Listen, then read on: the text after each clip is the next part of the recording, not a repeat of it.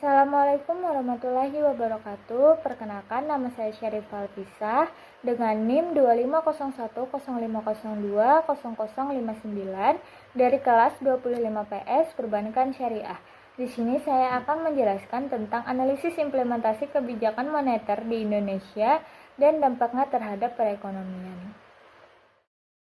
Pertama adalah pendahuluan. Kebijakan moneter di Indonesia dijalankan oleh Bank Indonesia dengan tujuan utama menjaga stabilitas nilai rupiah dan mengendalikan inflasi.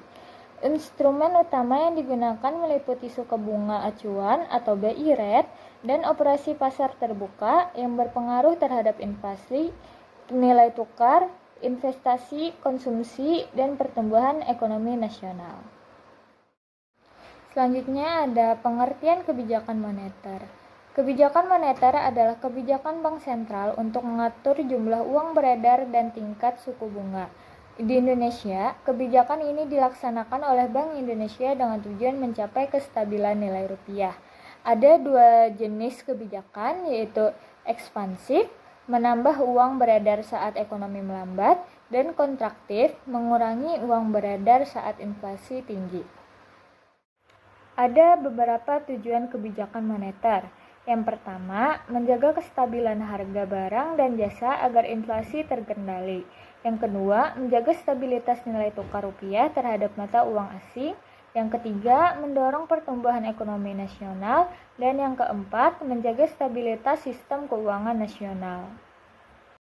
Selanjutnya ada instrumen kebijakan moneter. Dalam menjalankan kebijakan moneter, Bank Indonesia menggunakan beberapa instrumen untuk mengendalikan jumlah uang beredar dan menjaga kestabilan ekonomi nasional, yaitu yang pertama, operasi pasar terbuka. Operasi pasar terbuka merupakan kegiatan jual beli surat berharga yang dilakukan oleh Bank Indonesia di pasar uang. Jika Bank Indonesia membeli surat berharga, jumlah uang beredar akan meningkat. Sebaliknya, jika menjual surat berharga, jumlah uang beredar akan menurun. Yang kedua, BI rate atau suku bunga acuan. BI rate merupakan suku bunga acuan yang digunakan Bank Indonesia untuk memengaruhi tingkat bunga perbankan. Ketika BI rate naik, bunga pinjaman bank juga meningkat sehingga masyarakat cenderung mengurangi pinjaman dan konsumsi. Yang ketiga, giro wajib minimum atau GWM. Giro wajib minimum adalah sejumlah dana yang wajib disimpan bank umum di Bank Indonesia. Jika GWM dinaikkan, kemampuan bank untuk menyalurkan kredit akan berkurang sehingga jumlah uang beredar menurun. Keempat, ada kebijakan diskonto. Kebijakan diskonto dilakukan melalui penetapan tingkat bunga pinjaman yang diberikan Bank Indonesia kepada bank umum. Jika tingkat diskonto meningkat, bank umum akan mengurangi pinjaman kepada Bank Indonesia sehingga jumlah uang beredar dapat ditekan. Yang terakhir, ada intervensi nilai tukar. Bank Indonesia juga melakukan intervensi di pasar valuta asing untuk menjaga kestabilan nilai tukar rupiah. Intervensi yang dilakukan dengan membeli atau menjual valuta asing sesuai kondisi ekonomi dan pasar keuangan internasional. Selanjutnya ada implementasi kebijakan moneter di Indonesia. Kebijakan moneter Indonesia mempertimbangkan kondisi ekonomi nasional dan global.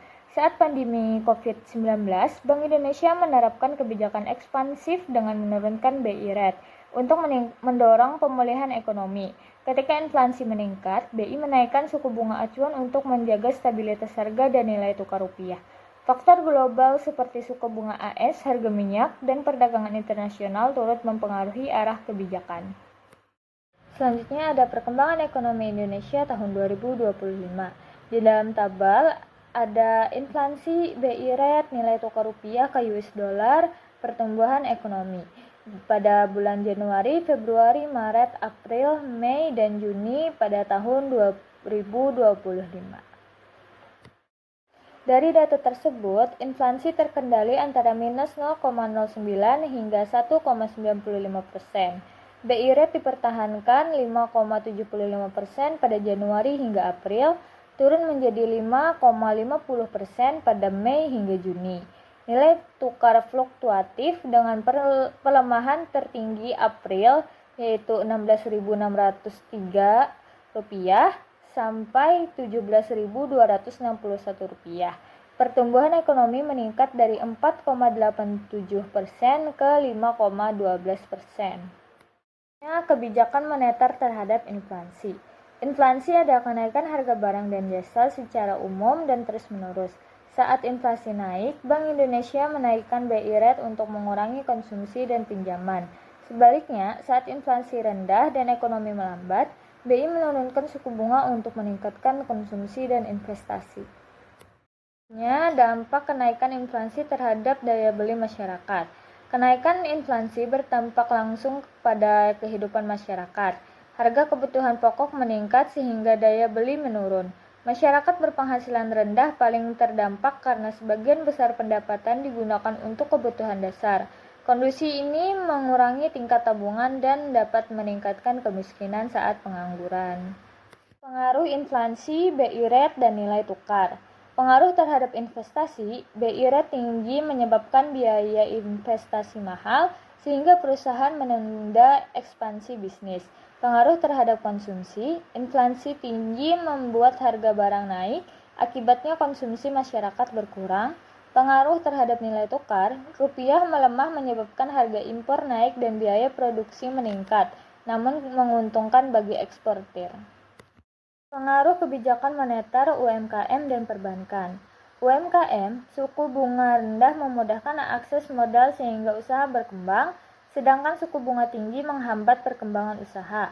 Perbankan, saat suku bunga turun dan likuiditas meningkat, bank aktif menyalurkan kredit.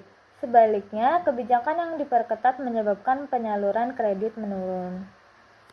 Kesimpulannya, kebijakan moneter berperan penting dalam menjaga stabilitas ekonomi nasional. Bank Indonesia menggunakan berbagai instrumen sesuai kondisi ekonomi.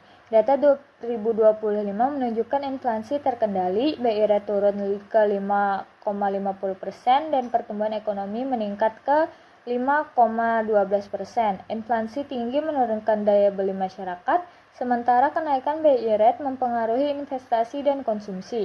Kebijakan moneter harus tepat dan seimbang demi stabilitas ekonomi berkelanjutan. Sekian dari saya, mohon maaf apabila penjelasannya masih kurang. Terima kasih sudah mendengarkan. Wassalamualaikum warahmatullahi wabarakatuh.